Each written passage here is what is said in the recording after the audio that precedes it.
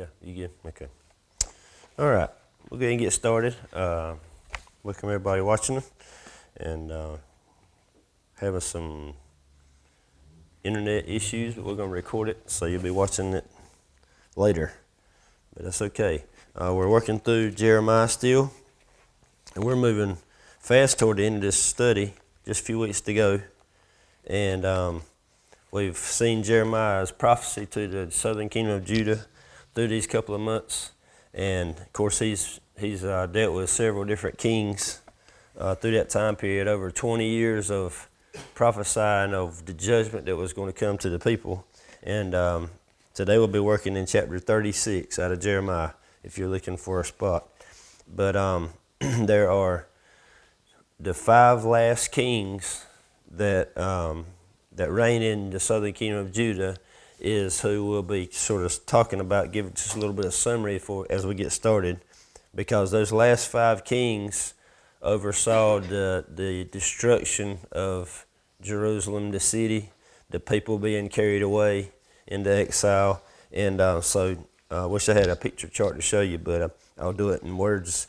Josiah, we studied a while back, was just that little boy that was hidden as a baby, and when he was about 8 years old, they brought him out, and everyone thought that the line of David had been cut off, but Josiah was that little boy, and he took the throne in 622 BC, and he was the last king of Judah that was considered to be a good king, did things that honor God and follow the word of the Lord. We'll be talking about him some today. And his son was Jehoahaz. He came behind Josiah. He did not follow in his father's footsteps. He was considered a bad king, and his reign was very short, only 3 months. Another son of Josiah, a bad king as well, was named Jehoiakim, and that's the one we're going to focus on today. He did reign for a while, 11 years, started in about 600 BC, and his son, Jehoiachin, only reigned for 3 months. He was also a bad king. And then the very last king of Judah was Zedekiah. So that would be the last king of the kingdom of Israel, King Zedekiah. Go back to one of Josiah's sons, and he reigned 11 years, but Zedekiah was the very last one. Now there was these waves of people being carried away to Babylon. So while Jeremiah is prophesying to the people for that 20 years, in 605, the first wave of people were carried away to Babylon, and Daniel would have been in that first group. Nebuchadnezzar came in and hauled a bunch of them away. In 597 BC, there was a second wave taken away, and Ezekiel was taken in that group. And then in 586 is when Nebuchadnezzar had lost his patience, and God had too, and Jerusalem was destroyed, and everything was hauled away, all the good things, all of the wealthy people, anyone who had any stature or name at all. The only people that were left in Jerusalem was the poorest of the poor. And Jeremiah had been imprisoned for a long time, and Nebuchadnezzar allowed him to stay. He left him in Jerusalem. So that's kind of a summary timeline of how everything finished up. In today's lesson, we're looking at chapter 36. We want to look at just this king Jehoiakim. So this is Josiah's grandson. And so Jehoiakim is going to be in power when Jeremiah writes this or dictates this scroll that we read about in chapter 36. I'm going to start reading in 36, and our lesson book picks up with 19, but I want to read the first couple of verses out of that chapter as a begin, because it says, in the 4th year of Jehoiakim, son of Josiah, king of Judah, this word came to Jeremiah from the Lord. So it says, take a scroll and write all the words that I have spoken to you concerning Israel, Judah, and all the nations from the time I first spoke to you during Josiah's reign until today. So from the time Josiah was in power all the way until this time when we're reading about, God says, write down everything that I have told you so far. I want you to get it on paper. Okay, it says, "And all the nations from the time I first put you there into Josiah's reign till today." Verse 3, "Perhaps when the house of Judah hears about all the disaster I am planning to bring on them, each one of them will turn from his evil way. Then I will forgive their iniquity and their sin." So Jeremiah summoned Baruch. Baruch was his personal aide, like a scribe. And he was the son of Neriah, it says. And at Jeremiah's dictation, Baruch wrote on a scroll all the words the Lord had spoken to Jeremiah. Then Jeremiah commanded Baruch, "I am restricted. I cannot enter the temple of the Lord, so you must go and read from the scroll, which you had wrote at my dictation, the words of the Lord in the hearing of the people at the temple of the Lord on the day of fasting. Read his words in the hearing of all the Judeans who are coming from their cities. Perhaps their petition will come before the Lord, and each one will turn from his evil way, for the anger and fury of the Lord has pronounced against his people are intense." So Baruch, son of Neriah, did everything the prophet Jeremiah had commanded him. At the Lord's temple, he read the Lord's words from the scroll. So he goes in front of the town square, in front of the people, and reads everything that he had written down. So verse 9, "In the 5th year, Jehoiakim, son of Josiah, king of Judah, in the 9th month, all the people of Jerusalem and all those coming in from Judah's cities entered Jerusalem, proclaimed a fast before the Lord. Then at the Lord's temple, in the chamber of Gemariah, son of Stephan, the scribe, in the upper courtyard at the opening of the new gate of the Lord's temple, in the hearing of all the people, Baruch read Jeremiah's words from the scroll." So God had told Jeremiah, "You don't go read. I need you to stay protected. I want Baruch to go be the one to read." And keep in mind, we've had Jeremiah telling king after king and leader after leader the bad things that are about to happen to Judah and Jerusalem, and they're tired of hearing it.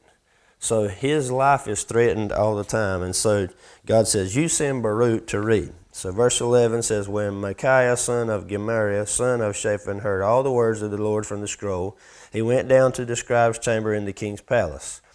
All the officials were sitting there. Elishama the scribe, Delaiah, son of Shemaiah, Elnathan, son of Akbor, Gemariah, son of Shaphan, Zedekiah, son of Hananiah, and all the other officials. Micaiah reported to them all the words he had heard when Baruch read from the scroll in the hearing of the people. Then all the officials sent word to Baruch through Jehudi, son of Nethaniah, son of Shemaiah, son of Cushi, saying, "Bring this scroll that you read in the hearing of the people and come." So Baruch, son of Neriah, took this scroll and went to them. They said to him, "Sit down and read it in our hearing." So Baruch read it in their hearing. When they had heard all the words, they turned to each other in fear and said to Baruch, "We must surely tell the king all these things." Then they asked Baruch, "Tell us, how did you write all these words at his dictation?" Baruch said to them, "At his dictation. He recited all these words to me while I was writing on the scroll in ink." Now, let's catch it up a little bit. All those names that I mispronounced are the descendants of the leaders and officials that were the leaders and officials when King Josiah, the good king we mentioned a few minutes ago, were in his assistance, in his aid. Those are the same people. These are the same family lines. So when you go back into 2 Kings and read about King Josiah, you'll hear those names that said, that Gemariah, Shaphan, all those ones I just said. Those same names are in there. Those are the same people that were there. These are their sons. Some of them are still living. And so all those guys heard the priest read the words to Josiah 20-some years before. And now they're hearing the same words again. Different words, of course, but they're from God. And they're listening to them and they're saying, "You know, when we did this the last time, the king wanted to hear it and we took it to him, and he really needed to hear this because it was from God. We need to do this again." They hear Baruch saying these things, and so they bring this and read them one more time for us. And so they read them again. So we need to take this to the king. Now the difference is Jehoiakim and Josiah were very different people. Josiah sought God the minute he heard the words, and Jehoiakim had gone to the way of the people. He had turned against God as well. The leaders by his time were not listening to anything God had to say. And the one thing that burned him up was that everything Jeremiah was prophesying was about Judah's destruction, Jerusalem's downfall. The king's going to be in captivity. The king's reign be over. And they don't want to hear that. And they're tired of hearing his message that he's given. And so they know that he's not going to accept it the same way that Josiah did. Now that's where our lesson picks up today in verse 19. It was Jehoiakim's reaction to the scroll. And I want us to think about, as we're going through, the difference between the way Josiah reacted. Because if you remember when Josiah heard the words, he tore his clothes in anguish and could not believe how evil and corrupt the people had become, including himself, and he cried out to God. And he had the words read before all the people. And you remember they had, because he wanted the temple restored, and they remodeled it and rebuilt it. And had that not happened, Jerusalem would not have been prolonged that much longer. And Josiah sought for the people to repent to God. And look at how Jehoiakim is going to react as we go through here. So let's start in verse 19. The officials said to Baruch, "You and Jeremiah must hide and tell no one where you are." So the first things first, when we go read this to the king, we don't think he's going to like it. And Jeremiah and you need to go hide somewhere. Go find a spot that's a safe haven, so that whenever he hears these words, we already know he's going to issue a demand to go catch you guys and throw you in prison or have you killed. So go hide somewhere. So when it says the officials there in 19, I wanted to reference those other names because these are the same guys that heard Josiah's words. And now they know exactly what's going to happen. So verse 20, then after depositing the scroll in the chamber of Elishama the scribe, the officials came to the king at the courtyard and reported everything in the hearing of the king. Okay, so they go in, they read it to the head scribe there, and he hears it, and now he's going to say, okay, I've heard it, we definitely need to get this to the king. So verse 23, the king sent Jehudi to get the scroll, and he took it from the chamber of Elishama the scribe. Jehudi then read it in the hearing of the king and all the officials who were standing by the king. So there's a chain of events that has to happen. Just like if we were to go to the White House, I'm sure a message gets sent up the ladder. And this is just no different here. This letter is going, this words that have been read by Baruch, they're going to be passed up the chain of command here.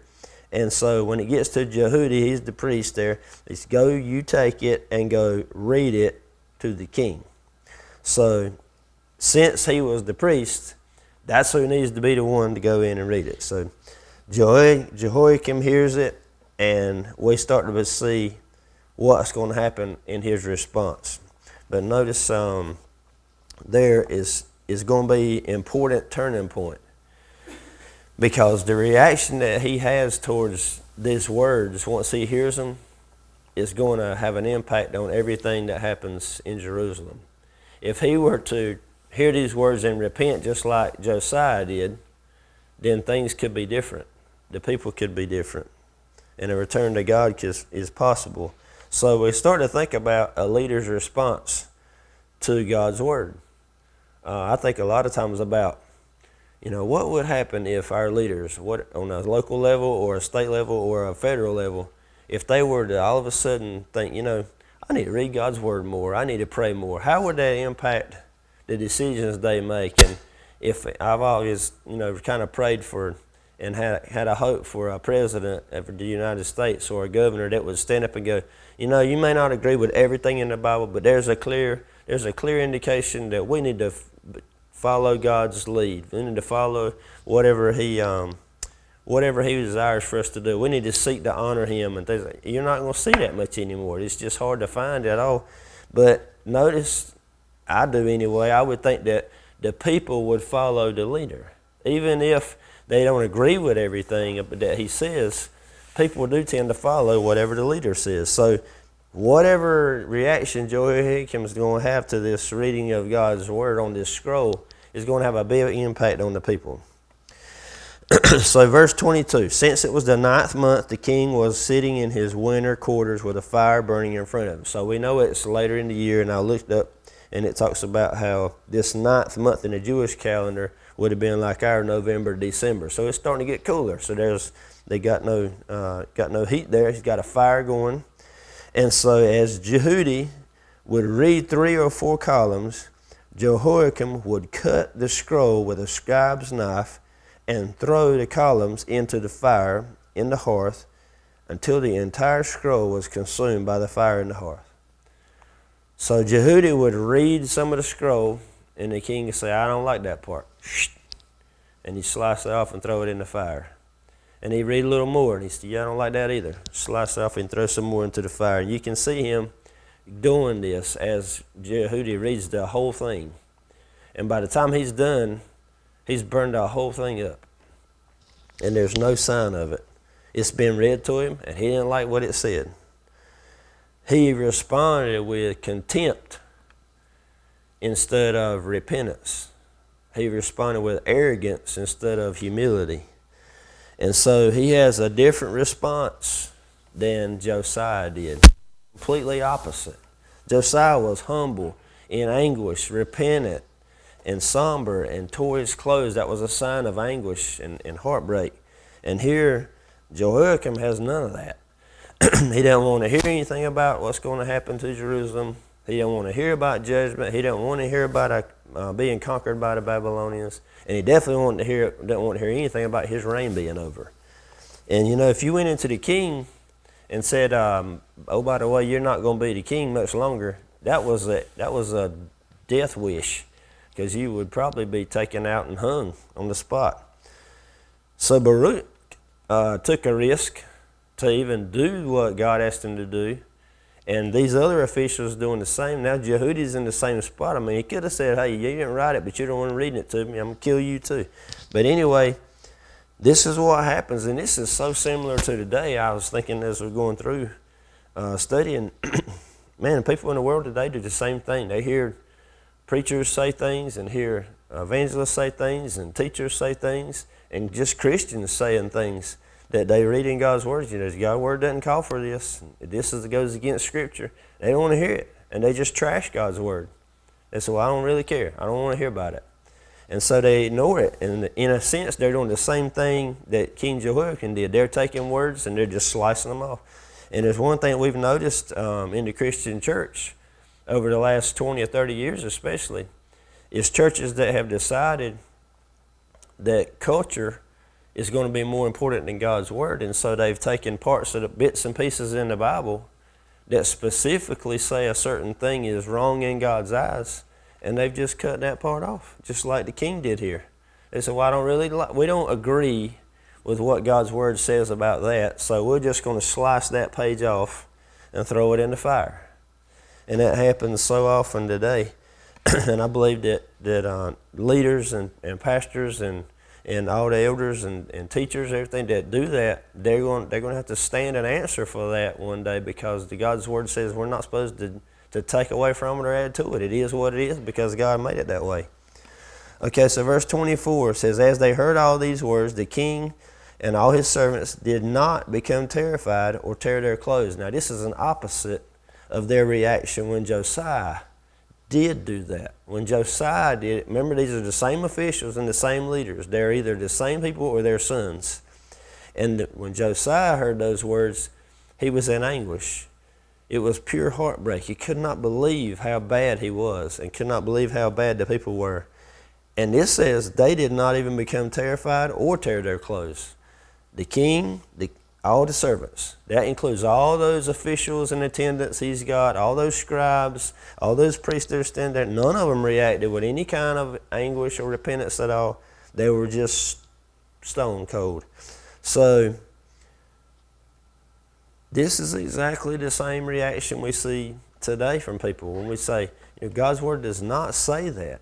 And it doesn't bother them. They're so numb to it. They say, well, I don't really care. I think it's this way. And they have accepted that their way is right and God's way is nothing. Okay, so these three officials we're going to read about here, even though Elnathan, Deliah, and Gemariah. Those are words, the same names that we see over in Josiah's day. All right.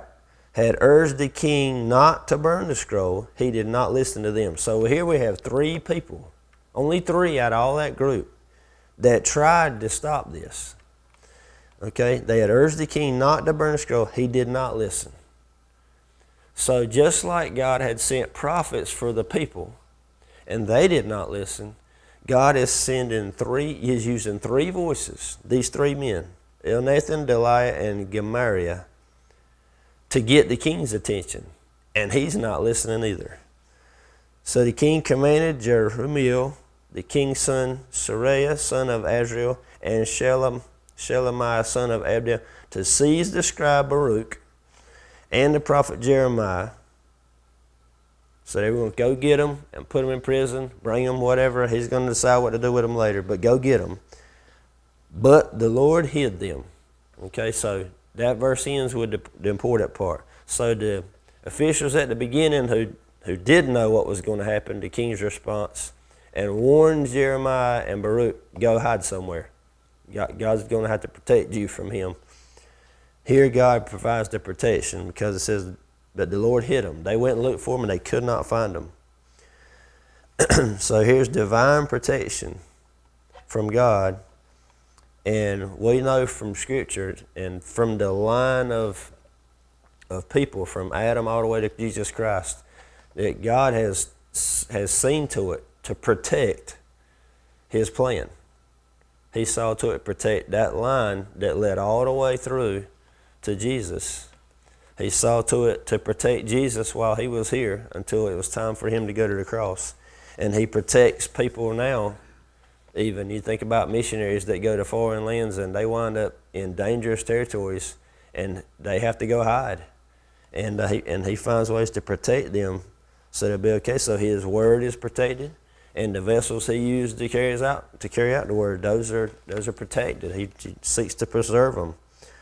And I read a bunch of stories. You've probably heard of stories where pastors have been threatened and jailed and all kinds of things. And think about Paul, how he was put in prison so many times, but God kept him protected because he was doing his work, trying to spread his word.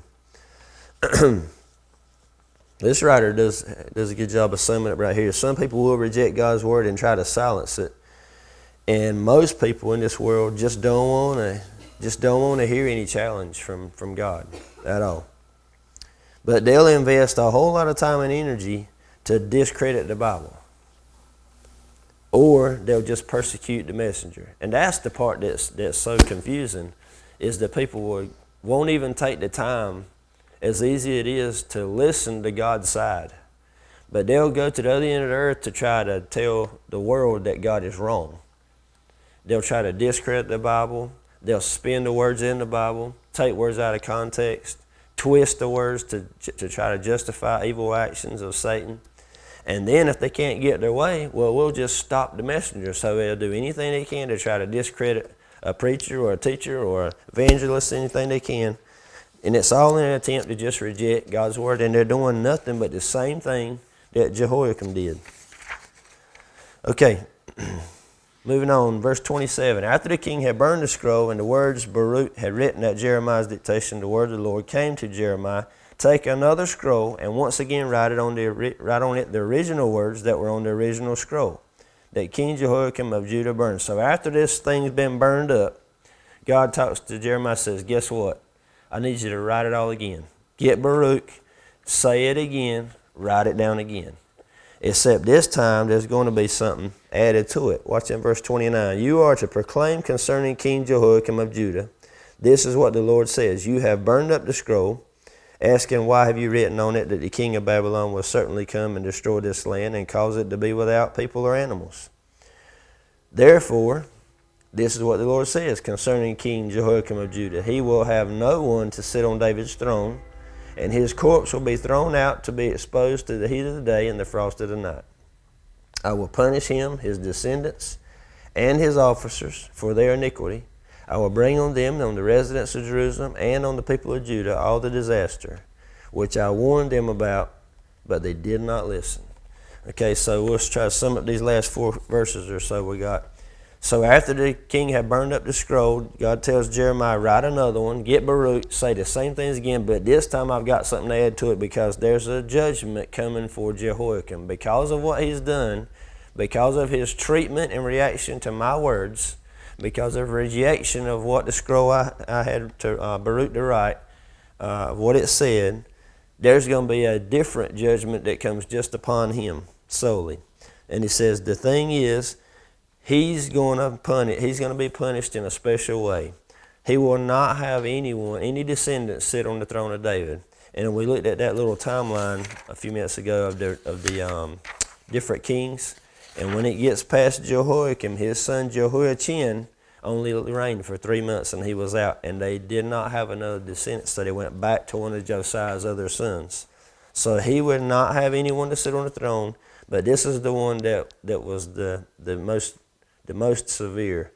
Because a king got a royal funeral. They got a royal wedding. They got a royal coronation. Y'all probably watched when Queen Elizabeth passed away last year. Was it last year? Yeah.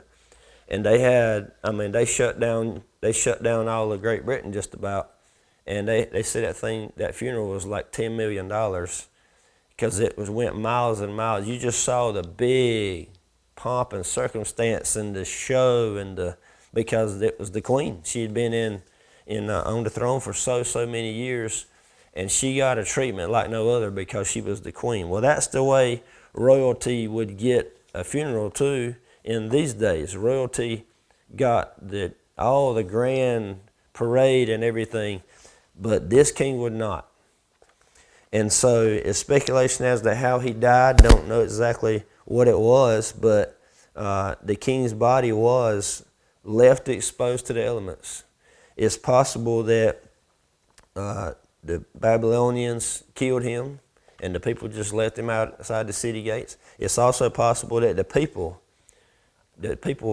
had him killed and that they threw him out, but he would be cast aside just the same way that he had thrown God's word into the fire. God was going to throw his body out for the elements to take care of. So he would be exposed to the heat of the day and the frost of the night. And then verse 31 says, I will punish him and his descendants and his officers for their iniquity. So their iniquity for failing miserably.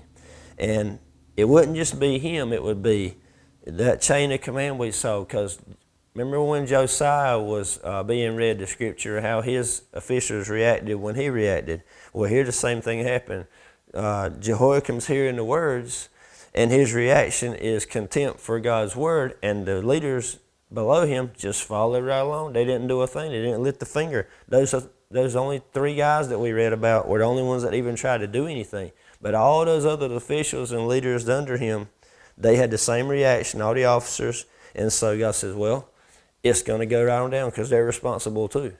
Because somebody could have stopped him. Somebody could have, not one of them even tried. And so their descendants, the officers, the officials, they would all get the same punishment. They're all getting, even on down to the residents of Jerusalem, that disaster that he had predicted before, it was going to come on them. And it says in the end of 31 there, which I warned them about, but they didn't listen. So Jeremiah's been saying these things for 20 years, and none of them listened. They all just kept rejecting him over and over and over.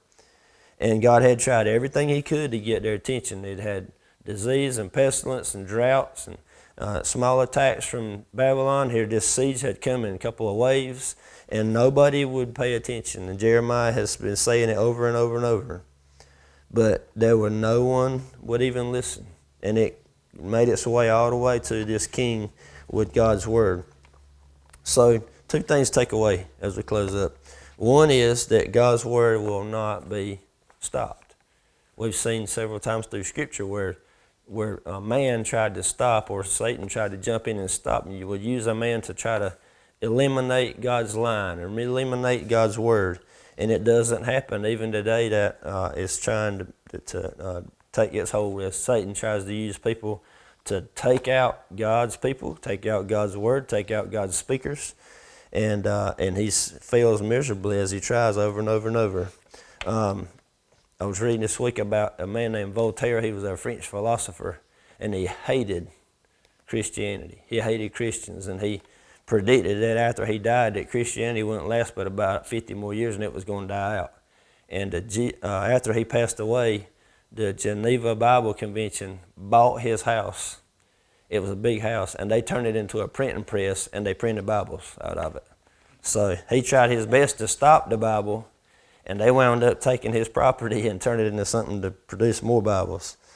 But understanding that God's word won't be it didn't matter that Jehoiakim didn't like what it said. It was going to stand either way. And Jehoiakim tried his best to do away. He just didn't like the words, and that's exactly what happens to people today. They read it and say, I don't like that. I don't agree with what that says. It doesn't fit my life. It's not what I want to do. I'm just going to tear that page out. And sadly, we got churches that's doing the same thing. But another example I heard not long ago is you can, if you ever been to the mountains, you ride those curvy roads, and you can't just go 90 miles an hour. You got to slow down, and you can't really tell what's around that next curve. Is it going to be a cliff? Is it a mountain on this side and that? Got a guardrail or not? You don't know. And so there's a lot of signs that say slow down, steep hill, whatever, steep descent, no guardrails, this whatever's falling rocks. Well, you can decide while you're traveling on that road whether you're going to obey those signs or not, whether you're going to listen to what they say or not. You can say, well, I don't really care that it says that there's a curve around there or that there's falling rocks and that the speed limit's 20. I feel like going 80. And you can decide to do that, or you can decide to listen to the warnings that are there. It doesn't change the fact that around that curve there's falling rocks, and you better go 20 miles an hour or you're going to be in trouble. And that's what this lesson tells us, is that we can decide to ignore God's word like Jehoiakim did, or we can decide to listen to it like his dad did, Josiah. But either way, it doesn't change the fact that God's word is God's word. And it's what he says, and it's true. And Jesus says over in John, we won't take time to look it up, it says, your word is truth. Give them the truth, because your word is the truth. And so we can't change what the truth is. We just decide if we're going to accept it or reject it. That's what Jehoiakim had to learn. So that's the last few kings, Zedekiah being the last one. And as we move forward, we're seeing the very end of this thing wrap up as Jerusalem is about to be conquered for good, when Nebuchadnezzar's had it and he rolls in and takes over the place. Anybody got questions or comments? There's a lot of history there in the very last little bit, and we read and study all these little bits and pieces, and after you get through it, a bunch of them, you start to see how they all start to fit together. You know, we've studied Daniel and Ezekiel and their story, and then we've studied the kings this past year and see where they all were. And now we're starting to see the prophets, how they played into it too. So we're starting to get a good picture, I hope, for how everything happened as all that happened. I can't believe you could be in the mountains